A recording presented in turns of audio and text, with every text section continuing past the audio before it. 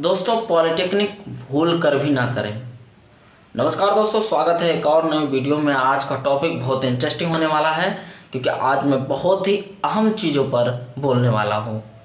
आज का वीडियो उन सभी बच्चों के मन की जिज्ञासाओं से है, मन की इच्छाओं से है, जो बच्चे पॉलिटेक्निक कर रहे हैं या पॉलिटेक्निक करने की सोच रहे हैं, यानी वो इंजीनियरिंग की दुनिया में प्रवेश करने वाले हैं।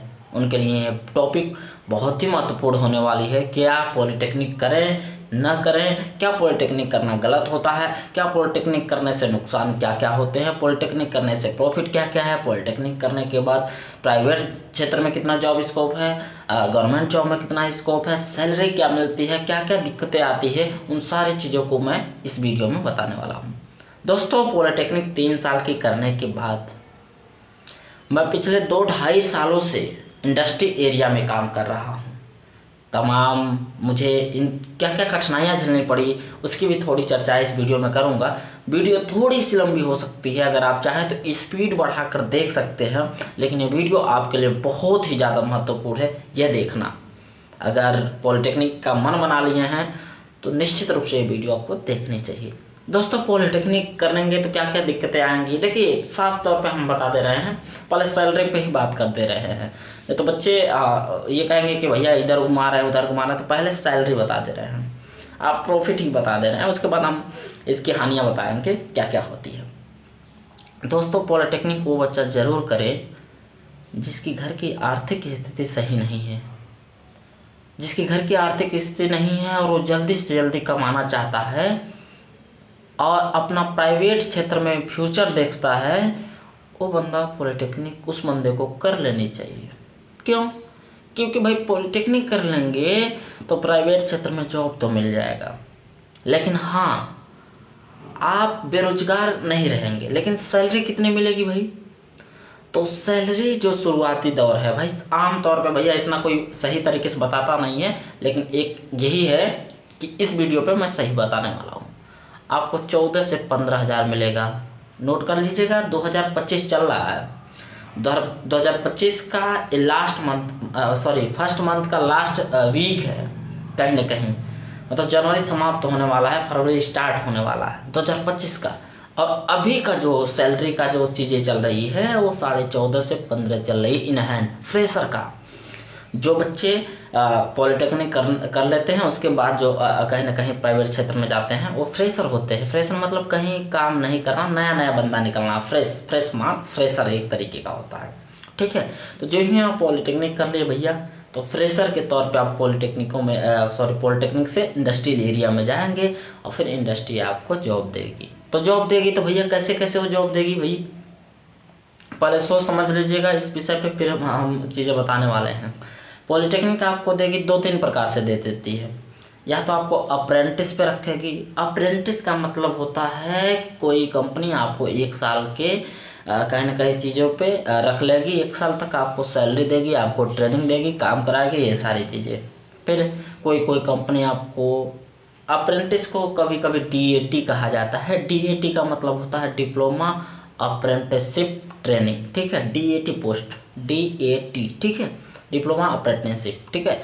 कोई कंपनी आपको DET पोस्ट पर आती है। DET पोस्ट पे रखने के बाद, पहले मैं DAT पे ही बात करता हूँ। मैक्सिमम कंपनियां आजकल, अब ऐसा रूल आ गया है पिछले 1 सालों से, ऐसा देखा जा रहा है, पहले वो कंपनी DAT पे रख रही है, DAT माने डिप्लोमा अप्रेंटिस पे रख रही है 1 साल, फिर आपको 2 साल डिप्लोमा इंजीनियरिंग ट्रेनिंग यानी DET, ठीक है, रख रही है 3 साल। उसके बाद कुछ कंपनियां आपको वहाँ उसी में परमानेंट कर देती है, आपको सुपरवाइजर बना देती है, आपको स्टाफ में ले लेती है, या कुछ कंपनियां आपको निकाल देती है, ठीक है, कंपनी की पॉलिसी के तहत। ये अलग अलग कंपनियों की बात है। तो बच्चों, जब आप लोग निकलेंगे ना पॉलिटेक्निक करने के बाद, तो आप कभी भी अप्रेंटिसशिप करने से बचिएगा, ठीक है। लेकिन अगर फ्रेशर हैं, आपको कुछ नहीं मिला है, तो अप्रेंटिसशिप कर लीजिएगा, ठीक है। लेकिन अगर DET पोस्ट के लिए मिल रहा है, डिप्लोमा इंजीनियरिंग ट्रेनिंग के लिए, या अप्रेंटिसशिप से ऊंची वाली वो चीज़ें होती है, तो अगर वो मिल रहा है तो वो कर लीजिएगा, ठीक है, वो बेस्ट होता है।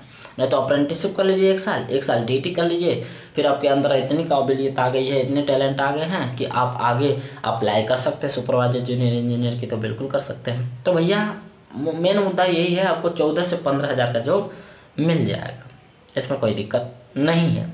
तो भाई नुकसान क्या क्या होते हैं भाई? नुकसान ये होता है कि आपको हमेशा घर से दूर रहना पड़ेगा। हाँ जी, सही कह रहा हूँ मैं।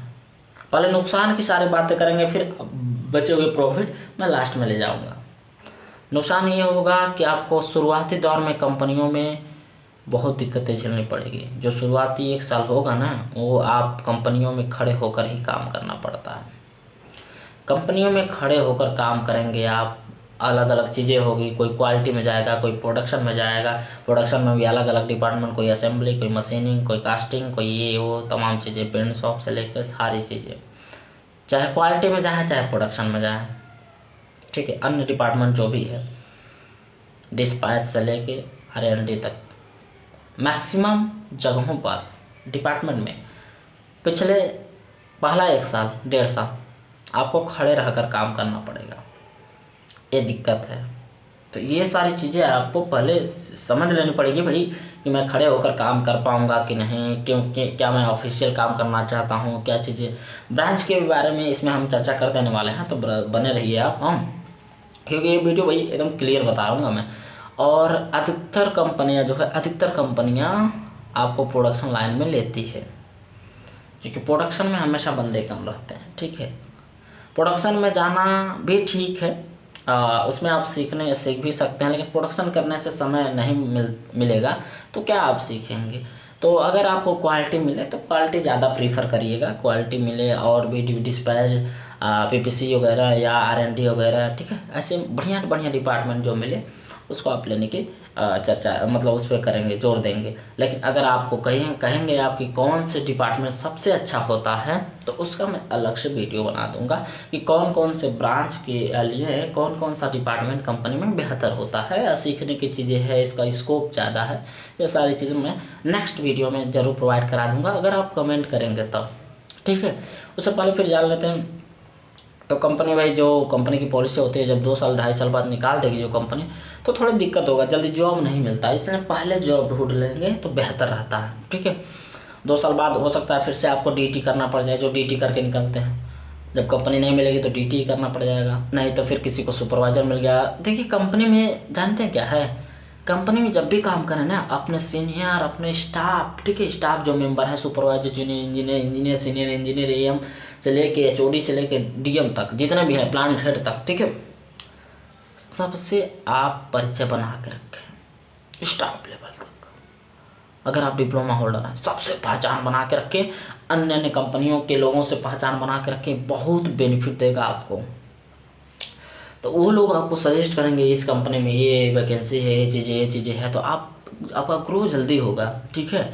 मैं कोई भी चीज़ें आपको फेंकता नहीं हूँ, मैं सीधे स्पष्ट तौर पे बनाता हूँ, ठीक है, एकदम स्पष्ट क्लियर करके वीडियो ही तभी प्रोवाइड कराता हूँ जब भी मुझे लगता है कि इन चीज़ों पे बोलना चाहिए, तो मैं बोलता हूँ। और मुझे इस बात की कोई भी वो नहीं रहती है कि मैं इन चीज़ों को छुपा लूँ कोई आपसे, ठीक है। तो हमेशा बना के रखिएगा। दिक्कतें क्या क्या होती है, तो भाई पॉलिटेक्निक में बंदे जानते हैं, जैसा कि वहाँ पे वर्कशॉप वगैरह होता है, तो वर्कशॉप वगैरह भी कर लीजिएगा आप लोग। हम अगर आप पॉलिटेक्निक पढ़ रहे हैं, सबसे ज़रूरी है कि अगर पॉलिटेक्निक आप करना चाहते हैं तो निश्चित रूप से अगर आपके अंदर इंटरेस्ट हो तभी पॉलिटेक्निक करें, नहीं तो इंटरेस्ट नहीं होगा तो फिर बाद में छोड़ेंगे, और बाद में आएंगे देखेंगे कंपनियों का रवैया ना। देखिए कोई कंपनी में डिसिप्लिन बहुत ज़्यादा हर कंपनी में मायने रखती है, लेकिन कुछ लोग स्टाफ का जो डिसिप्लिन होता है किसी कंपनी में, वो बड़ा रूड होता है। कोई कंपनी आपको आप सब भी बोल सकते हैं। इतना जान लीजिएगा कि इंडस्ट्री एरिया में आ रहे हैं तो आप वाला लैंग्वेज छोड़ ही दीजिए, क्योंकि जैसे ही आप हरियाणा राजस्थान में आएंगे तो यहाँ की ठेठ बोली है, एकदम ठेठ बोली है तमाम चीज़ें के। आप हरियाणा राजस्थान की बोली जानते ही हैं। अगर आप यूपी या बिहार से हैं तो भाई समझ लीजिएगा, थोड़ी सी इंडस्ट्रियल एरिया गंदी होती है, इसलिए इंजीनियरिंग में जाके लोग थोड़ा सा बदल जाते हैं। तो बदलना ज़रूरी है, क्योंकि आपको इंडस्ट्री एरिया में काम करना है। यहाँ पे इंजीनियर की कभी डांट सुननी पड़ जाएगी, डांट वहाँ पे कुछ और वर्ड से प्रयोग किया जाता है। जब आएंगे आप तो सीखेंगे ये चीज़ें, डांटेंगे, बोलेंगे, गुस्साएंगे, आप पे गरजेंगे, बरसेंगे, जैसे लगेगा कि पता नहीं क्या हो गया है, ठीक है। इन सारी चीज़ों को मैंने भी अनुभव किया है। तो इस पिछले सालों में, कई बीते सालों में, तो मैं इन चीज़ों को आपसे साझा जरूर करूँगा, हाँ, क्योंकि भाई उन चीज़ों से होकर गुजरना है आपको, तो भाई उन चीज़ों को अवेयर रहिए ना भाई। पहले जान लीजिए भाई कंपनी का जो चीज़ें वातावरण होती है वो कैसी होती है। तो ये ऐसी होती है, ठीक है। आपको 15,000 के जॉब मिल जाएंगे। अगर कोई बंदा चाहता है कि नहीं भाई हमको शुरुआती दौर 15-16 हज़ार के काम नहीं करने हैं, तो भाई फिर वो पॉलिटेक्निक ना करे, ठीक है। क्योंकि अगर उसका कोई व्यवस्था नहीं है, मतलब उसका कोई पहुंच या सोर्स नहीं है किसी बंदे से, कंपनियों में ऊंची पोस्टों वालों से, तब तक उसका फ्रेशर के अलावा कोई और जॉब लगेगा ही नहीं। यानी उसको 15-16 हज़ार से ही स्टार्टिंग करनी पड़ेगी। कोई भी ऐसा बंदा बता दे जिसका पहले से कोई रिश्तेदार या मतलब जो भी सोर्स जुगाड़ न रहा हो और वो स्टार्टिंग वो 20,000 पा लिया हो, ऐसा है ही नहीं। हाँ, कुछ जगह मिल सकता है, कुछ जगह मिल सकता है। अब जैसे मारुति सुजुकी है, मारुति सुजुकी भाई, मारुति सुजुकी में लगेंगे तो आपको 32,000 शुरू में ही मिल जाएगा। तो भाई मारुति सुजुकी जैसे कंपनियों में आप लगेंगे कैसे, जहाँ उसके प्लेसमेंट जाती है वो प्लेसमेंट से उठाती है, उसका पेपर होता है। पेपर भाई ऐसा नहीं कि पेपर कठिन होता है, वो चीज़ें नहीं है। जैसे अगर आप बढ़िया से पॉलिटेक्निक कर लिए ना, तो मारुति सुजुकी जैसे का पेपर और इंटरव्यू निकाल देंगे, वो बात नहीं है। लेकिन वो कैंपस जहाँ से लेती है उस कॉलेज तक, भाई उस कॉलेज से पता नहीं आप पढ़ते हैं कि नहीं, अब पता नहीं उस कॉलेज तक आप पहुँच पाएंगे कि नहीं, कब कब कैंपस लेती है वो चीज़ें। देखिए मारुति सुजुकी जैसी कंपनियां जो होती है ना, मारुति सुजुकी, L&T, ये जो L&T है ना, आपको शुरू में ही इन हैंड 18-19 हज़ार दे देती है, तकरीबन 22-23 हज़ार CTC लगा देती है, और आपको रहना खाना सब चीज़ फ्री हो जाता है। L&T जैसे कंपनियां, और मारुति सुजुकी 32 हज़ार शुरू में ही दे देती है, जो एज ए DT आपको, ठीक है, जब आप पॉलिटेक्निक करते हैं। अब फिर वो क्या करती है, परमानेंट बंदे को रखती है, तो भाई माला माल हो जाते हैं फिर डिप्लोमा होल्डर। हाँ, लेकिन बात ये नहीं है, बात ये है कि वो जो ये दोनों जो मैं बताया हूँ पॉपुलर जो कंपनियां हैं, ये अधिकतर प्राइवेट कॉलेजों में कैंपस लेती है, और पता नहीं दूर दूर इलाकों से कहाँ लेती है, ठीक है ना। 300 की जानकारी हुई। अभी हाल ही में एक हरियाणा में मैं कॉलेज देखा हूँ, सेठ जयप्रकाश डामला, ये यमुनानगर में है, हरियाणा में है। जो लोग ये वीडियो हरियाणा से देख रहे हैं या यूपी से उस सटे सहारनपुर जैसे चीज़ों से सटे हैं, तो निश्चित रूप से गाजियाबाद वगैरह से, वो लोग जानते होंगे कि भाई डामला करके है, सेठ जयप्रकाश डामला। उस कॉलेज के बारे में मैं देखा हूँ, पता किया हूँ, तो भाई वहाँ पे मारुति सुजुकी आती है, डाइकिन जैसी कंपनियाँ आती है, और भी पॉपुलर कंपनियाँ आती है। और कॉलेज क्या है, कॉलेज प्राइवेट है, और वो प्राइवेट कॉलेज फीस बहुत ज़्यादा लेती है, मतलब 50,000 लेती है, 50-55 हज़ार 1 ईयर का लेती है। तो भाई ऐसे ऐसे कॉलेज पता करके आपको रखना पड़ेगा भाई, कि कॉलेज पे कब आ रही है, हम अलाउ हैं कि नहीं, बाहर के बंदे अलाउ हैं कि नहीं, हम उस कॉलेज से नहीं पढ़ते हैं तो क्या उस कॉलेज में जा सकते हैं कि नहीं। तो ये तमाम चीज़ें आपको जानकारी कहीं ना कहीं इकट्ठा करनी पड़ेगी। इसीलिए कहा जाता है अपने सीनियर से और जितने भी वेबसाइट वगैरह होते हैं उनसे जुड़े रहिए, क्योंकि आप इंडस्ट्रियल एरिया में जाने वाले हैं और टेक्निकल बंदे हैं, तो टेक्निकल चीज़ों से जुड़े रहिए। और तकनीकी चीज़ों से आप ज़्यादा जुड़े रहेंगे तो निश्चित रूप से आपका ग्रोथ होगा। जैसा कि शुरू का टॉपिक ये रहा कि पॉलिटेक्निक भूल कर भी ना करना, तो निश्चित रूप से पॉलिटेक्निक तब भूल कर ना करना जब आपको केवल 15-16 हज़ार से स्टार्टिंग न करना हो, पॉलिटेक्निक में आपका इंटरेस्ट न हो, और आप अच्छी खासी फैमिली से हैं तो कुछ और काम कर, आप और पढ़ाई करें। अच्छी खासी फैमिली वाले पॉलिटेक्निक में ज़्यादा टिक नहीं पाएंगे भाई, इंडस्ट्री एरिया में क्या क्या शुरुआती दिन बहुत कष्ट में होते हैं। घर से बाहर आपको रहना पड़ेगा, कंपनी में खड़े होकर काम करना पड़ेगा, और हर कंपनी आपको बहुत ज़्यादा कहीं न कहीं रिस्पेक्ट देगी नहीं। काम करने वाले जो वर्कर होते हैं उनका स्वभाव रूड होता है, ये सारी समस्याएं आ सकती हैं। तो भैया पहले आप इन चीज़ों पे विचार कर लीजिए। और भी कोई चीज़ें कहेंगे तो मैं निश्चित रूप से उसका वीडियो बनाना चाहूँगा। लेकिन अगर आपके अंदर इंटरेस्ट हो, आपका मन हो पॉलिटेक्निक करने का, तो निश्चित रूप से आपको करना चाहिए। ये भी मैं कह रहा हूँ कि भाई पॉलिटेक्निक में मन चाहा ब्रांच जरूर लीजिएगा। मन चाहा यानी इंटरेस्ट के हिसाब से ब्रांच लेंगे तो आपका कंपनियों में ग्रोथ भी होगा, ठीक है। तमाम गवर्नमेंट वाले वैकेंसियाँ LP वगैरह के भी, टेक्नीशियन वगैरह के भी निकल रही है, तो ITI पॉलिटेक्निक BTech वाले भी अवेयर रहे इन चीज़ों से। और जैसे जैसे आपकी गवर्नमेंट की चीज़ें आ रही है उन चीज़ों में अप्लाई ज़रूर करें, क्योंकि गवर्नमेंट हमेशा से प्राइवेट से बेहतर रहता है। मैं बता दे रहा हूँ, गवर्नमेंट में कितना भी करेंगे ना भाई तो काम प्राइवेट से कम ही रहेगा। प्राइवेट में नज़रें रहती है आप पे इंजीनियर सुपरवाइज़र की। भाई अगर 26 सेकेंड में साइकिल टाइम है किसी का, साइकिल टाइम तो आप लोग जानते ही होंगे क्या होता है। किसी भी एक ऑपरेशन या एक टास्क को पूरा करने में जो लगा होता है समय ना, वो होता है साइकिल टाइम। तो मान लीजिए कोई भी पार्ट 26 सेकेंड में बन रहा है, तो 8 घंटे की जो शिफ्ट होती है लगातार आप 26 सेकंड बनाएंगे ही बनाएंगे। तो ये सारी चीज़ें हैं। तो भाई आप इन चीज़ों को सोच लीजिएगा। अगर प्रोडक्शन में जाना है तो भाई तमाम चीज़ें देखनी पड़ेगी। ये किसी स्पेसिफिक कंपनी की बात मैं नहीं, यहाँ मैं इंडिविजुअल सभी कंपनियों की बात कर रहा हूँ। और भी कोई जानकारी चाहिए तो निश्चित रूप से आप कमेंट करिएगा, उसका मैं अलग से वीडियो बना दूंगा भाई। लेकिन पॉलिटेक्निक में बार बार यही कहूँगा कि आपके अंदर अगर जज्बा पैदा हुआ है पॉलिटेक्निक करने का तो भाई पहले निश्चय कर लीजिए कि मैं पॉलिटेक्निक में करने के बाद क्या इंडस्ट्री एरिया में टिक पाऊँगा, क्या मैं घर से बाहर रह पाऊँगा, क्या मैं 15-16 हज़ार में स्टार्टिंग कर पाऊँगा। लेकिन हाँ, अगर आप अच्छे कहीं ना कहीं पढ़ने में हैं और चीज़ें सीखने में हैं, स्किल्ड अंदर डेवलप करने में हैं और जितना जल्दी गेन करते हैं नॉलेज ठीक है, इंटरव्यू की नॉलेज और अपने जो भी है कहीं ना कहीं कंपनी की टर्मिनोलॉजी को जितना जल्दी गेन करेंगे, जितना जल्दी अपने अंदर लाएंगे एक इंजीनियर बनने के, जितना ज़्यादा डिसिप्लिन में रहेंगे, जितना ज़्यादा मैनर में रहेंगे, उतना जल्दी आप ग्रोथ कर पाएंगे। क्योंकि अगर आपके अंदर देखिए, आप किसी भी डिपार्टमेंट में हों, कंपनी में बात करें अगर हम, आप अगर किसी भी डिपार्टमेंट में हों, अगर कंप्यूटर नॉलेज नहीं है, आपको कंप्यूटर का स्किल नहीं है तो आप बेकार हैं। तो कभी भी विदाउट कंप्यूटर के स्किल से आप कंपनी में ग्रो नहीं कर पाएंगे, चाहे आप मैकेनिकल के हों, सिविल के हों, ठीक है। और सी कंप्यूटर साइंस का तो होता है, इलेक्ट्रिकल इलेक्ट्रॉनिक हो, आपको कंप्यूटर का नॉलेज लेना पड़ेगा। जो बच्चे शुरुआती एडमिशन लेना चाहते हैं पॉलिटेक्निकों में, वो भैया एक्सेल, कैड वगैरह सारी चीज़ें सीख लीजिए, आप इस पर कमांड बना लीजिए। इन सारी चीज़ों पे अगर आपका कमांड रहेगा तो निश्चित रूप से कंपनियों में आपको बहुत ज़्यादा बेनिफिट देखने को मिलेगा। इसलिए प्रत्येक बच्चों से भाई जो भी घर की चीज़ें हो, उस आसपास कोई कंप्यूटर का वो हो, साइबर कैफ़े हो, चाहे कुछ भी हो, वहाँ पे आधे घंटे जाके, एक घंटे जाके डेली आप इन चीज़ों को अपने अंदर उतार लीजिए कि हमको कंप्यूटर का नॉलेज लेना है तो लेना है। बिना सिस्टम का नॉलेज लिए आप कंपनियों में ग्रो नहीं कर पाएंगे।